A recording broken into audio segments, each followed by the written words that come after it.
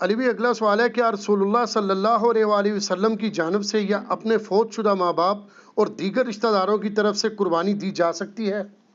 دیکھیں جی، قربانی کے دنوں میں چند کرٹیکل کوسچنز جو ہیں ان میں سے ایک یہ کوسچن بھی ہے۔ لوگ رسول اللہ صلی اللہ علیہ وآلہ وسلم سے اپنی محبت کا اظہار یہ بھی سمجھتے ہیں کہ آپ کی طرف سے جانور قربان کیا جائے۔ محبت کا اظہار تو اس میں تو کوئی بری چیز نہیں ہے، بلکہ یہ تو ہمارے ایمان کا حصہ ہے، لیکن وہ چیز مشروع بھی ہو۔ اس حوالے سے ایک حدیث پیش کی جاتی ہے جامع ترمذی اور سنن ابی داؤد سے کہ مولا علی علیہ السلام ہر سال 2 مینڈے قربان کرتے تھے۔ تو آپ سے کسی نے پوچھا آپ 2 مینڈے کیوں قربان کرتے ہیں؟ انہوں نے کہا مجھے نبی علیہ السلام نے وصیت کی تھی کہ اے علی میرے بعد بھی تم نے 1 مینڈا میری طرف سے قربان کرنا ہے، تو ایک میں اپنا کرتا ہوں، ایک نبی علیہ السلام کی طرف سے کرتا ہوں۔ اب یہ روایت جو ہے نا جی یہ کمزور ہے، اس میں شریک القاضی مدلس ہیں اور ان سے روایت کر رہے ہیں، سما کی تصریح نہیں ہے۔ امام ترمذی نے اس حدیث کو لیا ہے لیکن اس پہ جرح کوئی نہیں کیا ہے، لیکن ساتھ ہی انہوں نے عبداللہ بن مبارک کا قول نقل کیا ہے کہ میت کی طرف سے قربانی درست نہیں ہے، اور اگر کوئی قربانی کرے گا تو وہ صدقہ شمار ہوگی، جس طرح کہ میت کی طرف سے آپ صدقہ اور خیرات تو کر سکتے ہیں نا، میت کو تو ثواب پہنچتا ہے صدقہ اور خیرات کا۔ مسئلہ 74 میرا اصالہ ثواب کے اوپر ریکارڈڈ موجود ہے۔ اور پھر عبداللہ بن عمر فرماتے ہیں کہ جو میت کی طرف سے قربانی کی جائے گی نا، پھر وہ چونکہ صدقہ ہے میت کی طرف سے، وہ سارے کا سارا اللہ کی راہ میں خرچ کرنا ہوگا، اور پھر اس میں امپلائڈ ہے کہ پھر گائے میں حصہ نہیں ڈال سکتا، وہ پورا بکرا ہی میت کی طرف سے دینا ہوگا، اور بیسیکلی وہ قربانی نہیں ہو رہی ہوگی بلکہ وہ صدقہ ہو رہا ہوگا، اور وہ آپ خود نہیں کھا سکتے، اصالہ ثواب کے لیے ہو رہا ہوگا۔ باقی جو لوگ اب اس معاملے میں اجتہاداً کہتے ہیں کہ میت کی طرف سے قربانی ہو سکتی ہے اور نبی علیہ السلام کی طرف سے بھی ہو سکتی ہے، اس کی دلیل وہ پکڑتے ہیں وہ مسلم کی حدیث سے کہ نبی علیہ السلام نے جب چتکبرے مینڈے قربان کیے تو آپ نے الفاظ استعمال کیے اللہم تقبل من محمد و آل محمد و امت محمد، کہ اے اللہ اسے قبول کر لے محمد صلی اللہ علیہ وآلہ وسلم کی طرف سے،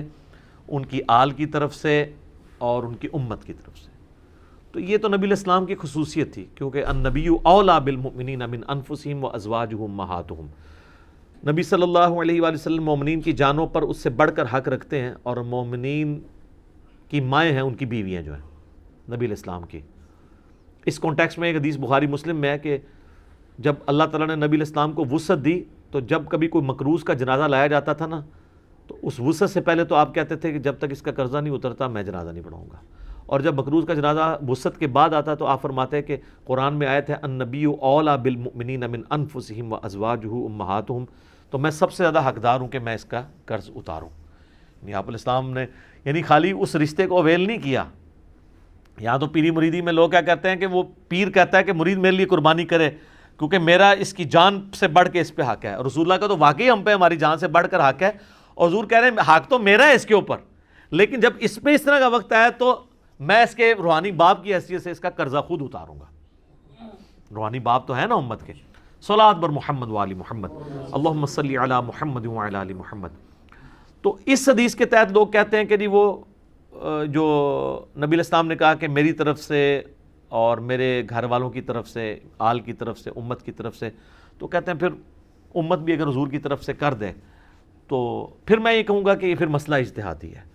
ضعیف احادیث بھی اس کو سپورٹیو ہے، اگر کوئی دینا چاہتا ہے ضرور دے، لیکن گائے میں نہ حصہ ڈالیں، اللہ سے ایک بکرا دینا چاہتا ہے ضرور دے۔ اور پھر جس طرح ابن مبارک نے فرمایا، عبداللہ ابن مبارک نے امام حنیفہ کے شاگرد ہیں، امام حنیفہ کے شاگردوں میں سے ہیں اور امام بخاری کے دادا استادوں میں سے، کہ پھر اس طرح کا گوشت خیرات کیا جائے گا۔ باقی یہ ہماری جذباتی ایفیلیشن ہے۔ مجھے بتائیں کہ رسول اللہ صلی اللہ علیہ وآلہ وسلم اس کام سے خوش ہوں گے جو انہوں نے امت کے ذمہ لگایا ہے کہ امت کرے، یا اس کام سے خوش ہوں گے جو امت کے ذمہ لگائے نہیں ہے اور امت دھونس اور زبردستی کے ساتھ اتری ہوئی ہے؟ چلیں اگر آپ مولا علی والی حدیث سے پلی لیتے ہیں، وہ تو مولا علی کی ڈیوٹی لگائی نا، حضور نے امت کو تو نہیں کہا میرے بعد میرے نام کے کرتے رہنا، پھر بھی آپ اگر ان الفاظ پہ بھی جائیں گے تو وہ مولا علی کے لیے۔ اچھا اب آ جائیں یہاں پر، اگر آپ کہیں عام امتی، تو عام امتی کے ذمہ جو کام ہے نا سر، وہ سورۃ الاعراف آپ پڑھ کے دیکھیں، میں نے پہلے بھی کئی دفعہ یہ چیز بیان کی ہے، میں آج پھر بیان کر دیتا ہوں۔ نبی علیہ السلام کا جہاں پہ ذکر خیر آیا نا کہ اگلی کتابوں میں آپ کا ذکر ہے، 157 نمبر آیت ہے، اللہ تعالیٰ نے فرمایا اعوذ باللہ من الشیطان الرجیم الذین یتبعون الرسول النبی الامی الذی یجدونہ مکتوبا عندہم فی التوراۃ والانجیل، یہ اس نبی امی کی پیروی کر رہے ہیں جس کا ذکر لکھا ہوا پاتے ہیں اپنے پاس تورات اور انجیل کے اندر، یأمرہم بالمعروف وینہاہم عن المنکر، جو کہ انہیں نیکی کا حکم دیتے ہیں، ان کو برائی سے روکتے ہیں، وَيُحِلُّ لَهُمُ الطَّيِّبَاتِ، اور حلال کر چیزیں ان پر پاکیزہ چیزیں حلال کرتے ہیں، وَيُحَرِّمُ عَلَيْهِمُ الْخَبَائِث، اور جو خبیث گندی چیزیں ہیں وہ ان پر حرام کرتے ہیں اللہ کے اذن سے، وَيَضَعُ عَنْهُمْ إِسْرَهُمْ، اور ان پر جو بوجھ تھا وہ ان سے دور کرتے ہیں۔ ظاہر شریعت کی پابندیاں بوجھ نہیں ہوتی ہیں، بلکہ شریعت کی وجہ سے جو خام خواہ کے بوجھ آپ پہ ڈلے ہوتے ہیں وہ اتر جاتے ہیں۔ والاغلال التي كانت عليهم، اور جو ان کے گردنوں میں توق پڑے تھے وہ ان سے دور کرتے ہیں۔ خام خواہ کے ایک ان کی روایتیں چل رہی تھیں، جس طرح یہاں بھی آپ دیکھ لیں، جو ایک اللہ کا ہوتا ہے وہ پھر کسی بابے سے نہیں ڈرتا، اور جو اللہ کا نہیں ہوتا وہ جو قبر دیکھتا ہے، جو جھنڈا دیکھتا ہے اس کے آگے، یہ ڈرائیوروں کو آپ دیکھیں نا، راستے میں جتنے مزار ہیں نا دور سے یوں کرتے جاتے ہیں، یہ ان کی گردنوں میں توق ہے نا، اتنے ڈرے ہوئے ہیں، دور دور سے یوں کر رہے ہوتے ہیں۔ تو نبی علیہ السلام نے سب جھوٹے خداؤں کو سائڈ پہ کر کے ایک خدا کا تعارف کروایا، اور ہم نے آپ کو سارے جھوٹے بابوں سے ہٹا کے رسول اللہ کے قدموں تک پہنچایا۔ ما ضل صاحبکم وما غوی صلی اللہ علیہ وآلہ وسلم۔ پھر اللہ تعالیٰ فرماتا ہے فالذین آمنوا بہ، پس جو لوگ ان پر ایمان لائے، وعزروہ ونصروہ، اور ان کی عزت کی اور ان کی مدد کی، واتبعوا النور الذی انزل معہ، اور پیروی کی اس نور کی یعنی قرآن کی جو ان کے ساتھ نازل ہوا، اولئک هم المفلحون، ایسے ہی لوگ ہیں جو فلاح پا گئے۔ تو اللہ تعالیٰ فرما رہا ہے کہ رسول اللہ صلی اللہ علیہ وآلہ وسلم کے ساتھ محبت کا تقاضا یہ ہے کہ آپ ان پر ایمان لاؤ، قرآن کی پیروی کرو، اور رسول اللہ کی اس کاز میں جس کاز کے لیے وہ دنیا میں آئے ان کی مدد کرو۔ آج بھی رسول اللہ کی آپ نے مدد کرنی ہے، یعنی ان کے دین کی مدد کرنی ہے۔ یہ یعنی رسول اللہ صلی اللہ علیہ وسلم ہمارے محتاج نہیں ہے، لیکن جو ایک روحانی باپ کی حیثیت سے ہم پر حق ہے ان کا، جو بخاری مسلم میں آپ نے یوم النحر کے خطبے میں بھی کہا ہے اور یوم عرفہ کے خطبے میں بھی، کہ کیا میں نے اللہ کا پیغام تم تک پہنچا دیا؟ سب نے کہا یا رسول اللہ پہنچا دیا۔ آپ نے فرمایا اب تمہاری ذمہ داری ہے کہ اس پیغام کو دوسرے لوگوں تک پہنچاؤ۔ پھر 3 دفعہ آپ نے گواہ بھی کیا، اللہم اشہد اللہم اشہد اللہم اشہد، اے اللہ گواہ رہنا، اے اللہ گواہ رہنا، گواہ رہنا، یہ لوگ مان رہے ہیں کہ میں نے پیغام پہنچا دیا۔ تو نبی علیہ السلام اس کو شہادت علی الناس کہتے ہیں، اللہ کے گواہ بن کے انسانیت کے اوپر کھڑا ہونا، ٹھیک ہے؟ تو یہ آپ کی ذمہ داری ہے۔ ہم لوگ یعنی اس ٹینشن میں پڑے ہوتے ہیں کہ میں نے حضور علیہ السلام کے نام کا بکرا کرنا ہے، ٹھیک ہے؟ یا کوئی شخص انگوٹھے چومنے کو محبت کا اظہار سمجھتا ہے۔ سر محبت کا اظہار اس کو آپ سمجھیں، میں اس کو فیل کر سکتا ہوں، میں ایک ادنا سا انسان ہوں، مجھے میرے ساتھ جو لوگ اٹیچ ہیں، میرے لیے کوئی کھڑا ہو جاتا ہے مجھے تو برا لگتا ہے، یا کوئی میرے لیے جھک جاتا ہے یا مجھے کوئی پروٹوکول دیتا ہے تو مجھے نہیں لگتا، اچھا نہیں لگتا۔ مجھے اچھا وہ بندہ لگ رہا ہوتا ہے کہ جو ہم نے یہ دعوت توحید اور سنت کی دعوت بلند کی ہے اس کے لیے قربانیاں دے رہا ہے۔ یہ میں اس چیز کو سمجھ سکتا ہوں، ایک چھوٹے سے لیول پہ کام کرنے والا، اور میں اس کو فورس ہی کر سکتا ہوں کہ وہ جو شخص ہماری اس دعوت میں ہمیں سپورٹ نہیں کر رہا اور صرف جو ہے وہ آگے پیچھے پھرنے کے چکروں میں ہے، تو مجھے تو وہ کوئی کچھ بھی کنٹریبیوٹ نہیں کر رہا۔ میرا بازو تو وہ بنا ہوا ہے کہ جو ہم کاز کے لیے اٹھے ہیں اس میں مجھے سپورٹ کرے، تو اس کو مجھے یہ کہنے کی ضرورت نہیں پڑے گی کہ علی بھائی میرے لیے دعا کریں، میرے اندر سے اس کے لیے دعائیں نکل رہی ہوں گی۔ سیدھی سی بات ہے۔ اب جو لوگ بھی سوشل میڈیا پہ ہماری اس دعوت کو عام کر رہے ہیں، میں نے کئی لوگوں کو دیکھا تک نہیں ہے، لیکن میرے دل سے دعا، کوئی اچھا کلپ کسی نے اچھا تھمبنیل بنایا، میں اس کے لیے دعا میرے دل سے نکلتی، یار یہ اس کاز میں ہمیں سپورٹ کر رہا ہے۔ تو رسول اللہ صلی اللہ علیہ وآلہ وسلم کے تو ذمہ اتنی بڑی ذمہ داری اللہ نے لگائی ہے، وَمَا أَرْسَلْنَاكَ إِلَّا كَافَّةً لِلنَّاسِ بَشِيرًا وَنَذِيرًا، پوری انسانیت کے لیے آپ کو ڈر سنانے والا اور خوشخبری سنانے والا بنا کے بھیجا گیا۔ تو آپ علیہ السلام کی تو خوشی اس میں ہوگی کہ آپ کے ہم میسج کو آگے لے کے چلیں، نہ کہ قربانی کے دنوں میں ہم اس چکر میں پڑ دیں کہ نبی علیہ السلام کے نام کا بکرا کرنا ہے نہیں کرنا۔ کئی لوگ تو ایسے ہیں جو کہتے ہیں ہمارے پاس ایک ہی بکرے کے پیسے تھے تو ہم نے نبی علیہ السلام کے نام کا کر دیا، اپنا کیا ہی نہیں ہے۔ یہ کون سی شریعت پہ عمل ہو رہا ہے؟ تو رسول اللہ صلی اللہ علیہ وآلہ وسلم اس عمل سے خوش ہوں گے جو آپ چاہتے ہیں آپ سے۔ آپ کی عزت کا کوئی بھی معیار جو آپ نے رکھا ہے وہ قابل قبول ہوگا، اور جو آپ صلی اللہ علیہ وآلہ وسلم نے نہیں رکھا وہ مردود بھی ہو سکتا ہے، قابل قبول بھی ہو سکتا ہے، لیکن وہ تو ڈیفینیٹلی قابل قبول ہے جو آپ نے رکھا ہے۔ جامعہ ترمذی میں موجود ہے، ابو داؤد اور ابن ماجہ میں ڈیٹیل حدیث ہے، اور اس حدیث کے اندر شریک القاضی مدلس ہے، لیکن سما کی تصریح سنن کبریٰ البیہقی میں موجود ہے کہ ایک صحابی قیس بن سعد کہتے ہیں میں کوفے کے پاس ہیرا نامی شہر میں گیا تو میں نے دیکھا لوگ اپنے سردار کو سجدہ کرتے ہیں، تو جب میں مدینہ شریف واپس آیا تو میں نے حضور علیہ السلام کو سجدہ کیا، آپ نے فرمایا سر اٹھا، یہ کیا کر رہا ہے؟ جب میں فوت ہو جاؤں گا تم میری قبر سے گزرو گے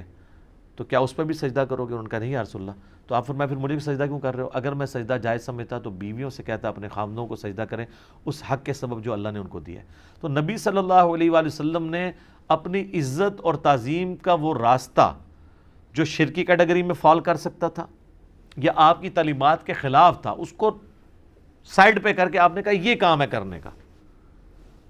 آپ دیکھیں کئی صحابہ ہیں جو حضور کی وفات کے وقت وہاں موجود نہیں تھے، وہ بڑی دردناک حدیث ہے۔ معاذ ابن جبل کو جب حضور علیہ السلام نے یمن کا گورنر بنا کے بھیجا تو آپ جو ہے وہ گھوڑے کے ساتھ پیدل چل رہے تھے اور چھوڑنے آئے، اور آپ نے پھر فرمایا تھا کہ ہو سکتا ہے معاذ اب اگلی دفعہ آؤ تو تم میری قبر پہ آؤ، تو انہوں نے کہا یا رسول اللہ میں تو میں آپ کا آخری دیدار بھی نہیں کر سکوں گا۔ سر پوری زندگی انہوں نے قربانیاں ساتھ دی تھی، وہ تو زیادہ حقدار تھے کہ وہ حضور کے ساتھ، لیکن ان کو پتا تھا یار حضور کی کاز کے لیے ہم جا رہے ہیں۔ حجۃ الوداع کے موقع پر صحابہ کرام نکلے ہیں تو پھر جناب لوگوں کو پتہ نہیں کہاں کہاں انہوں نے پیغام پہنچایا ہے۔ جو قادسیہ یرموک لڑنے کے لیے گئے ہیں وہ تو اپنی لائف کنکلوڈ کر کے گئے ہیں نا، کتنے لوگ شہید بھی ہو گئے وہاں پہ۔ تو یہ آپ حضور کے نام کے جانور دینے کی بجائے نا سر حضور کی کاز کے لیے آپ ان کی مدد کریں، جو اللہ تعالیٰ کی آپ سے ریکوائرمنٹ ہے، جو نبی علیہ السلام کی ریکوائرمنٹ ہے۔ جامعہ ترمذی ابو داؤد میں حدیث ہے، نبی علیہ السلام فرمایا اللہ اس کا چہرہ خوش و خرم رکھے جو ہماری حدیث سنے اور آگے لوگوں تک پہنچائے۔ حضور دعائیں دے کے گئے ہیں ان لوگوں کو جو آپ کا پیغام لوگوں تک پہنچا رہے ہیں، ٹھیک ہے۔ اور پھر حجۃ الوداع پہ آپ کی تلقین، پھر غدیر خم پہ آپ کی تلقین، قرآن اور اہل بیت، قرآن اور سنت، اور آگے پہنچاؤ آگے پہنچاؤ۔ کیوں؟ اس امت کی ذمہ داری ہے۔ یہ میں بار بار جو آپ کو کہہ رہا ہوں، آپ کو یہ بتایا جاتا ہے کہ اس امت کی فضیلت رسول اللہ کی وجہ سے ہے، حالانکہ اس کو ڈیپ ڈنگ کرے تو یہ اس امت کی فضیلت رسول اللہ صلی اللہ علیہ وآلہ وسلم کے خاتم النبیین ہونے کی وجہ سے ہے، کہ نبیوں والا کام جو پہلے نبی کرتے تھے، چونکہ آپ پوری کائنات کے لیے پیغمبر بنا کے بھیجے گئے ہیں، وہ آپ کے بعد چونکہ اب نبی کوئی نہیں آنا تو وہ کام آپ کی امت کو ٹرانسفر ہوا ہے۔ اس کام کے ٹرانسفر ہونے کی وجہ سے یہ امت افضل ہے، صرف چھڑا حضور علیہ السلام کا نام لگانے کی وجہ سے نہیں۔ اور اگر آپ یہ کہیں میرا اجتہاد ہے تو میں آپ کو قرآن کی آیت پیش کروں گا، کنتم خیر امۃ اخرجت للناس تأمرون بالمعروف وتنہون عن المنکر وتؤمنون باللہ، تم بہترین امت ہو جو لوگوں کے نفع کے لیے نکالے گئے ہو، لوگوں کو اللہ کی طرف بلاتے ہو، یعنی لوگوں کو نیکی کی طرف بلاتے ہو، برائی سے روکتے ہو، اور اللہ پر ایمان لاتے ہو۔ ایمان تیسرے نمبر پہ ذکر ہوا ہے کہ ایمان سچا اس کا ہے جو لوگوں کو اللہ کی طرف بلائے، نیکی کے کاموں کی طرف برائے، برائی سے روکے۔ تو نبی علیہ السلام کا منصب تو یہ تھا، اور آپ کی مدد آپ نے اس طریقے سے کرنی ہے۔ یہ حضرت عیسیٰ علیہ السلام اپنے ساتھیوں سے جب کہہ رہے ہیں من انصاری اللہ، تو کوئی مطلب نعوذ باللہ من ذالک کو دنیاوی طور پہ کوئی فوڈ چین کھولنے کے لیے تو نہیں وہ کہہ رہے تھے، دین کے مدد کے لیے۔ تو حواریوں قال الحواریون نحن انصار اللہ، ہم جو ہیں وہ اللہ کے مددگار، اس کے دین کے مددگار ہیں۔ تو رسول اللہ کے نام کے بکرے قربان کرنے کی بجائے نا آپ دین میں ان کے لیے مدد کریں اور اس دین کے پیغام کو پہنچائیں، یہ ہے کام کرنے والا۔ تو باقی ساری چیزیں تو ثانوی ہیں، باقی آپ اصالہ ثواب کے اوپر مسئلہ 74 میرا دیکھ لیں، 10 لاکھ سے زیادہ لوگ وہ یوٹیوب پہ ویڈیو دیکھ چکے ہیں، بلکہ 1.2 یا 1.3 ملین کے قریب لوگ دیکھ چکے ہیں۔ اس میں میں نے اصالہ ثواب کی ساری شکلیں بیان کی ہیں، تو اس کیٹیگری میں یہ ضرور فال کرے گا۔ قربانی والا مسئلہ جو ہے وہ مختلف ہے، باقی وہ جو حدیثوں سے سہارا لیتے ہیں وہ روایتیں کمزور ہیں، اور پھر زیادہ سے زیادہ مولا علی کی خصوصیت ہوگی، اور باقی رہا رسول اللہ کا کہنا کہ محمد آل محمد اور امت محمد کی طرف سے قبول کر، تو یہ نبی علیہ السلام کی خصوصیت ہے۔